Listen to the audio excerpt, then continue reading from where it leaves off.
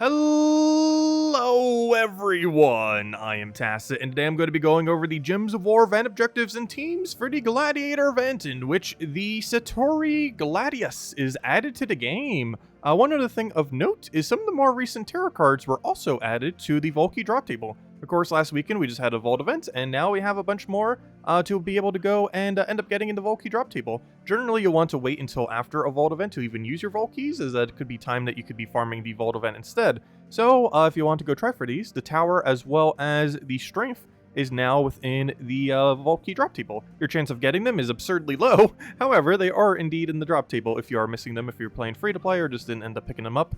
Anyways, let's start and go over the troop. So, of course, we got a Khetar event going on this week. As far as the troop itself, comes in with brown, red arcanes if you need to stock up on them. As far as the actual troop, unfortunately, doesn't do too much. It creates a mix of red and skulls, red dragon gems and skulls. Overall, you could end up getting a bunch of explode off of this, but similar to other 8/8 gem spawners, you're probably not going to end up getting enough gem spawn from it to end up being worthwhile. You're going to miss a lot of times compared to like a more consistent double converter or something similar. Like Infernus, I believe, does red and skull. While it does have the benefit of being red dragon gems, so you'll be able to clear out some of the board. It overall probably won't be worthwhile due to its inconsistency of actually landing on the board. Also, a lot of times you're going to end up exploding your skulls as well, meaning you're not necessarily going to get value from them. Because when you're creating, let's say, a mix of a color and skulls, what's happening is you're getting a bunch of mana accumulation for that color, and the skulls are staying intact. You're either matching them or they're just still on the board. The problem with this is a lot of times when you get your reds to match, it's going to explode all your skulls. Which, you know, they'll do a little bit of damage, but they're just normal skulls. Like, the most you could get out of that is 8 damage. Whereas it's probably better if they stay on the board. So it creating Dragon Gems specifically is almost a bad thing, not a good thing. As if you're looking to do skull damage with this troop, it is not what you're looking for. As a lot of it's just going to get exploded off when you end up matching the red. Of course, if you initially land 8 skulls, it will. But otherwise, you're pretty much going to explode every skull off the board in many situations. So it's a very hit or miss troop that is probably not worth using. Unless you see it in like an arena draft or something similar. Has some scar reduction, has enrage to kind of synergize with it. But overall, not really going to be worthwhile in most teams unless you're in a format where you're kind of just forced to have to use it. It also doesn't have much synergy with other Nagas as well, so that's another kind of thing that's bringing it a lot further down. You're better off just using Merilith if you're looking for, let's say, like a mana accumulator that's in the Naga category. Anyways, next up we have the event key drop table. Of course, it is associated to that of Khetar. So if we go over to troops, go over to the Kingdom of Khetar and go bring up everything here, we'll be able to go see all of the things within the drop table. Let's do it by base rarity just so we have them all up. Show all in case we're missing something. So overall, Khetar drop table is probably a skippable one. There's a few okay usable things in here. For example, one thing that you might want to make sure you don't leave this week without is a Keeper of Souls. He's a really good balanced, well-rounded, just always kind of slightly meta skull spammer. He's a really controlled skull spammer. He gets to transform anything you want, so he has a lot of control over where you want to put your skulls, and he almost always has an option on any given turn unless there's like almost no skulls on the board to begin with. Unfortunately, if that is the case, he doesn't have any way to generate more. So for example, something that creates like, let's say 10 skulls, even if there's 0 skulls on the board, it can still land a skull. However, Keeper of Souls needs already existing skulls on the board in order to function properly, so it's normally used as a support for another skull spammer, whatever you happen to be using. But overall, as far as what is not in the drop table here, that only includes the 4 faction troops, if I'm not mistaken, unless I'm missing one here. Yep, just the 4 faction troops are the only ones not in here, the ones from Fang Moor for the Tuesday faction event this week. As far as mythics are concerned, nothing really too special. Ferris Ra is not really needed for soul farming because of vault events like we just had last weekend. You just farm so much off of vault events that you don't really need a dedicated soul farmer anymore, and he doesn't really do much beyond doing a dedicated soul farmer, so unfortunately not that usable. And the biggest issue with Pharaoh Nefertani is it's just way too inconsistent. If you thought the most recent mythic was too inconsistent, which is still in the Glory Gem Guild and VIP chest, by the way, until the end of Thursday, all the way until Friday reset, so if you're still good for that, Glory Gem Guild and VIP chest for that. However, in event keys this week, we have another inconsistent one, which basically, it has the whole gimmick of being able to curse into Deathmark. And while this in theory is good, it is only good if Deathmark actually lands a kill. The problem with Cursed Deathmark is, while it increases the chance that you'll land a Deathmark kill, it does not guarantee that you land a Deathmark kill. So if you go through the whole entire timer, or like several turns, and you still haven't gotten your kill, it just It's basically a non-existent ability. It's just an ability there that is doing absolutely nothing. So it's really hit or miss. It either gets a kill in a couple turns or less, or it just does literally nothing. The equivalence of absolute nothing. So it's generally not worth using due to its exceedingly high inconsistency. And overall, pretty skippable week. Just get Keeper of Souls if you don't have it already, and probably go from there. Bone Dragon used to be good, but fortunately he got nerfed into the ground for being the best troop to a below-average Skull Spammer, oddly enough. He's still kind of usable, but there's just better options these days. And there's a couple empowers here, like most importantly, Apophysis. It's sometimes used in Skull Spam teams. There is basically a better version of that Empower Skull that we ended up getting a couple months back, but still a good option. There's some restrictions where you can't use the other one, and you end up using that. Azurus also has a few like gimmicks where it has like a link into like a connecting skull. Not used too often, but can be used for a little bit of mana accumulation with some skull control. But normally it's just better to use Keeper of Souls due to how many more skulls he creates. But also Setite Warrior, really funny one for armor buffing. Of course, this is a lower rarity one, but if you end up getting him maxed, him into like Rowain, Guard's Avatar, or something similar, there's a lot of armor gimmicks you can end up doing with him that stacks a bunch of armor, get a bunch of damage, and just kind of win from there. But overall, pretty average kingdom. You're mostly just looking for kingdom upgrade stuff or Keeper of Souls is the bottom line.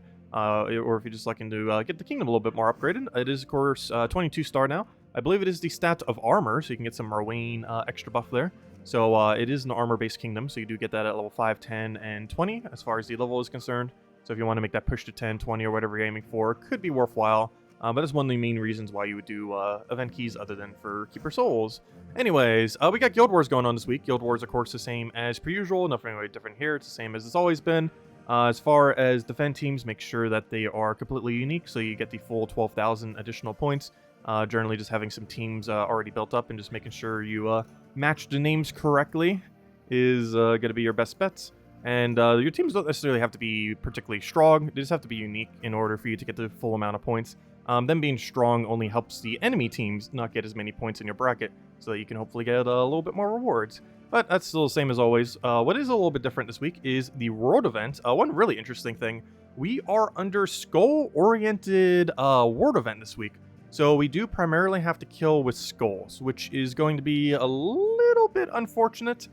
This does make it a little bit clunkier compared to, you know, a standard event, as when we have like spell or skulls or spell only.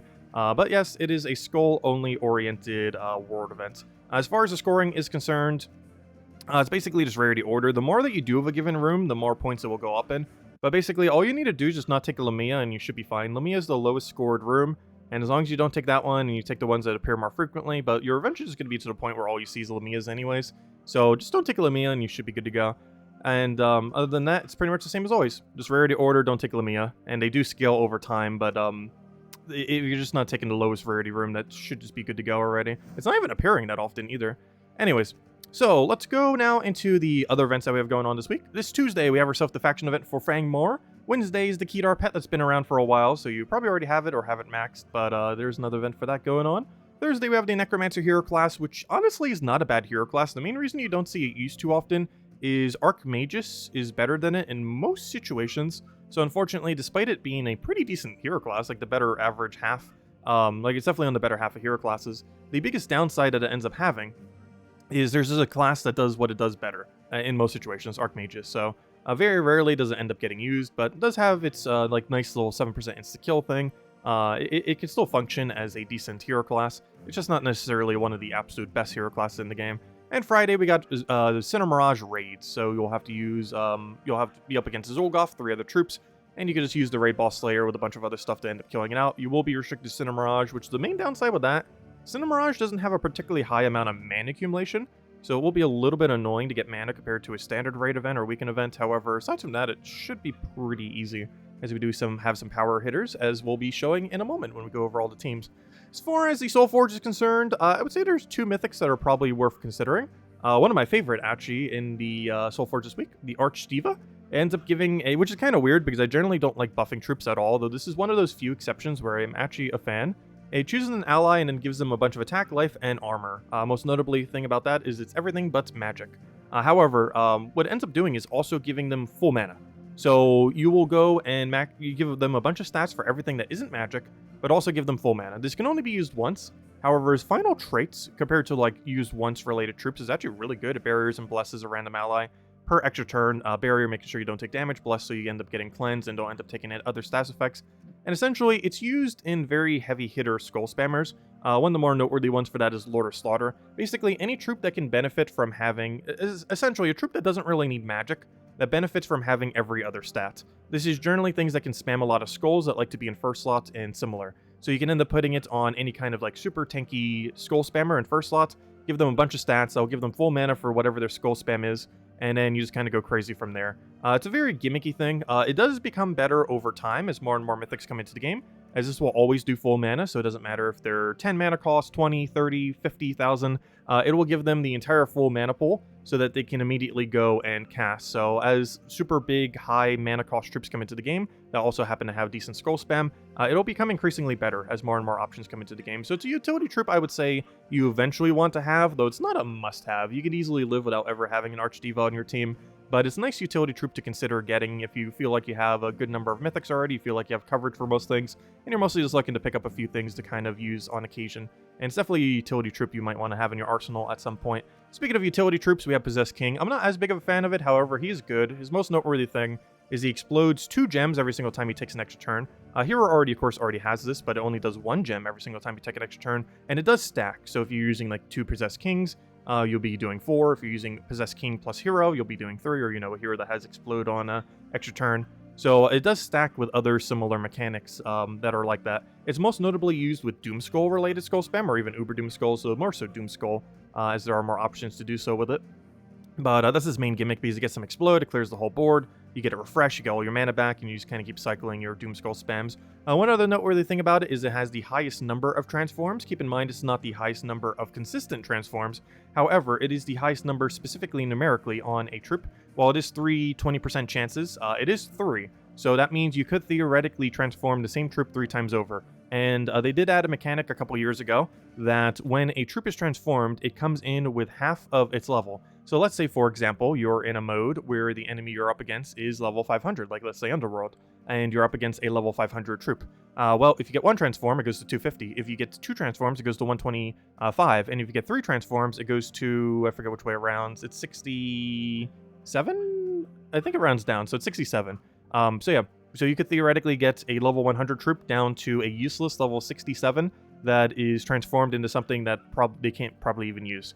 So it has some potential. Obviously, this is exceedingly inconsistent, and at most, you're probably going to be getting 1 transform. However, that combined with its really high amount of mana accumulation makes it a utility troop worth using on occasion.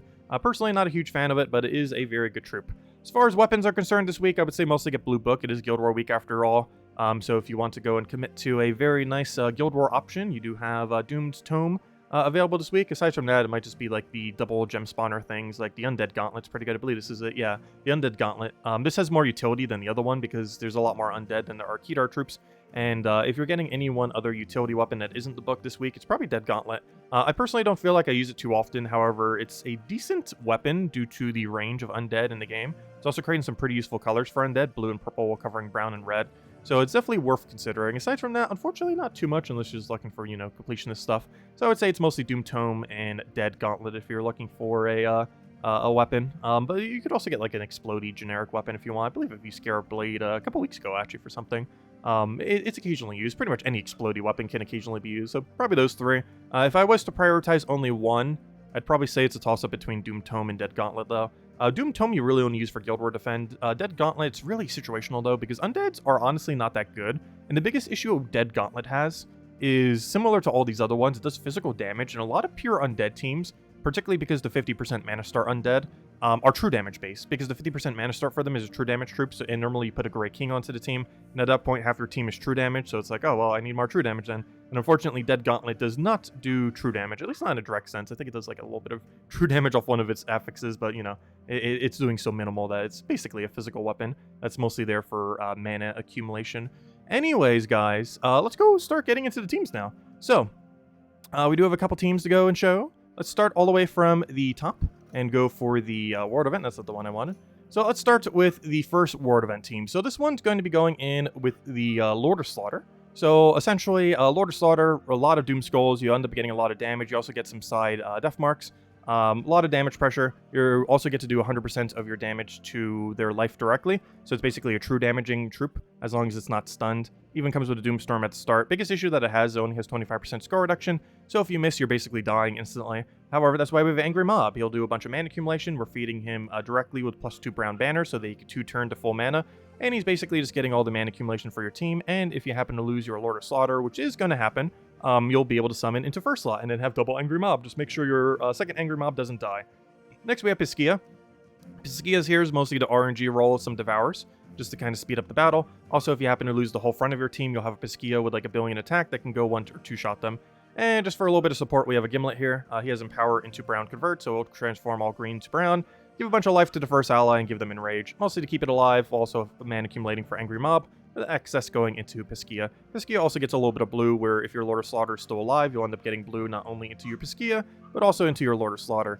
Next up, we have ourselves the cheaper team. This one is basically centered entirely around Mang. It might seem weird to use an Angry Mob behind a weapon like that, but it works out perfectly fine. If you happen to have Earth's Fury, I do feel like it'll work a little bit better, because then you can end up reorganizing a little bit as far as like what order you might end up having them all in.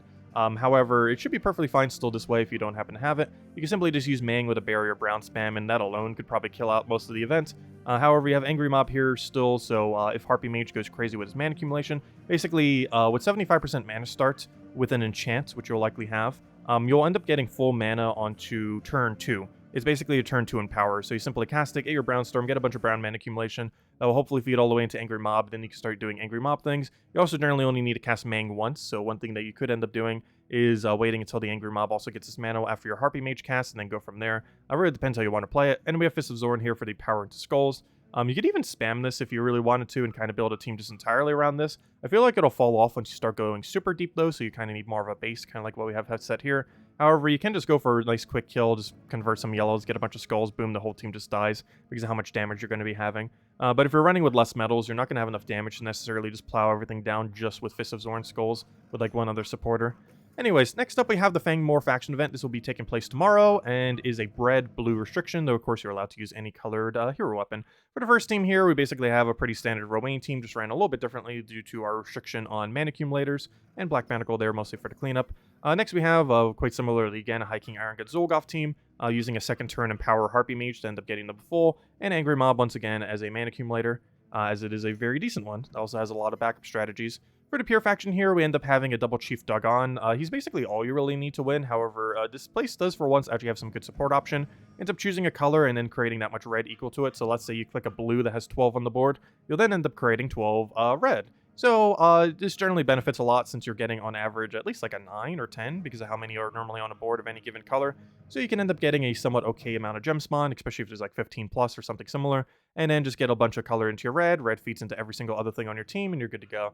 And this thing's basically just here for a little bit of skull pressure. You're already gaining a lot of attack from your, gosh, what's his name again? Chief Dagon. So you end up getting that.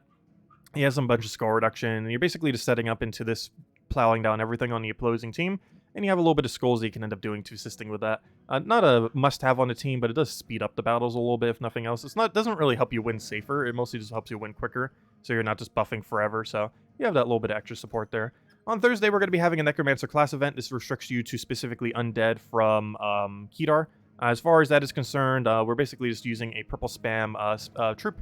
We're just using Azurus in order to give us +3 purple. We're synergizing that into a +2 brown banner so we can go quickly into Black Manacle just to kill everything out. And if anything survives, you can do a bunch of quick skull pokes onto the board. If there's a gap between two skulls, let's say a skull, a gap, and then another skull, let's say like skull, green, skull, you can simply go replace that green with a skull, and then boom, you get a skull poke. And you just slowly whittle down the enemy team, especially if you get a Devourer, you'll have way enough damage to do so. Even without it, if you're just doing the free battles, you should still be within kill range of the skulls there. And lastly here, we have the weekend raids. This will be taking place on starting on Friday, and will take place for those 3 days. It is a Cinder Mirage raids. The biggest issue with Cinder Mirage, as I mentioned earlier, is Cinder Mirage doesn't have a particularly high amount of mana accumulation. There's a lot of troops in this kingdom that have an explode at start of battle, but their actual abilities don't tend to mana accumulate for much. However, one thing that works pretty good for that is Gluttony. Gluttony, while only 4 explodes, which doesn't sound like a good mana accumulator, does have a 20% chance to devour whatever you end up targeting with its ability. So this can end up being really good since the main thing that you're trying to do in a raid event is kill out to the boss very quickly, which we're doing simply with Mang into the raid troop. Pretty standard combo for a event like that, and we're using Gluttony to kind of whittle down the other 3 while still also getting mana accumulation, or at least about the best that we can really get from a kingdom like this. So that's pretty much the whole strategy for the raid event. And anyways, if you want to copy paste any of these teams, it will be in the description below for all the teams throughout the entire week. If you still have any other questions, feel free to also leave them in the comment section below. Feel free to leave a like on the video, as it helps out a lot and is greatly appreciated. And I hope you all have a wonderful, wonderful week. Stay safe out there, and I'll catch you guys later. Goodbye, everyone, and thanks for watching.